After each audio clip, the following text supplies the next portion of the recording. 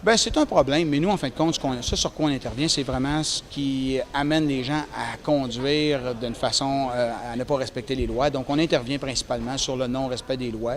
Et quand on parle d'impatience, souvent, on va parler de dépassement par la droite. On va parler de gens qui vont venir couper des pointes sur la chaussée, qui vont passer sur des lignes continues, qui vont dépasser par la droite.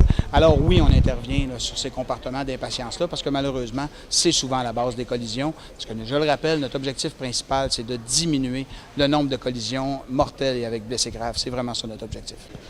Bien, en fait, aux abords des chantiers de construction, on a une collaboration qui annuellement s'opère avec le ministère des Transports où vraiment on a défini des plans d'opération spécifiques où on vient intervenir dans ces zones de chantier-là. Mais là encore là, cette année où on va intervenir d'une façon marquée, c'est où il y aura la présence de travailleurs. Et c'est pas facile nécessairement comme conducteur de réduire sa vitesse à l'entrée d'un chantier de construction. Il faut vraiment que les gens soient attentifs aux panneaux orange et on va s'assurer justement que notre campagne fasse en sorte que les gens soient plus attentifs. Et l'amende est salée là, quand on se fait prendre. Les amendes sont doublées. On sait que les amendes sont doublées dans les chantiers de construction. Les grands excès de vitesse, justement, s'appliquent. Alors, c'est possible également que personne qui dépasserait d'une façon tout à fait surabondante la limite de vitesse puisse se voir également saisir son véhicule.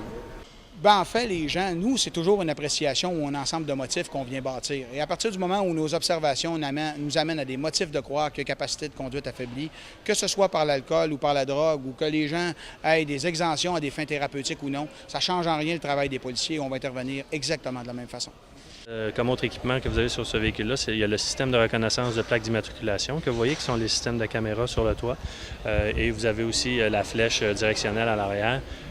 Parce que, bon, quand on intervient sur des endroits où il y a la fluidité de la circulation est dense, on se donne le maximum de chances d'être vu lorsqu'on est immobilisé sur ces voies-là. Donc ça c'est un véhicule de desserte autoroutière que vous avez là. Ce que vous voyez à côté, c'est un véhicule d'officier. Donc c'est un véhicule qui a d'apparence, qui pourrait apparaître comme étant votre véhicule à vous. Si vous faites le tour du véhicule, vous allez voir l'intérieur, il y a une console centrale, on ne voit pas d'ordinateur sur le terminal véhiculaire, on ne voit pas de commande pour gyrophare, on ne voit pas, la radio n'est pas apparente non plus, elle est dissimulée. C'est un véhicule qu'on appelle banalisé.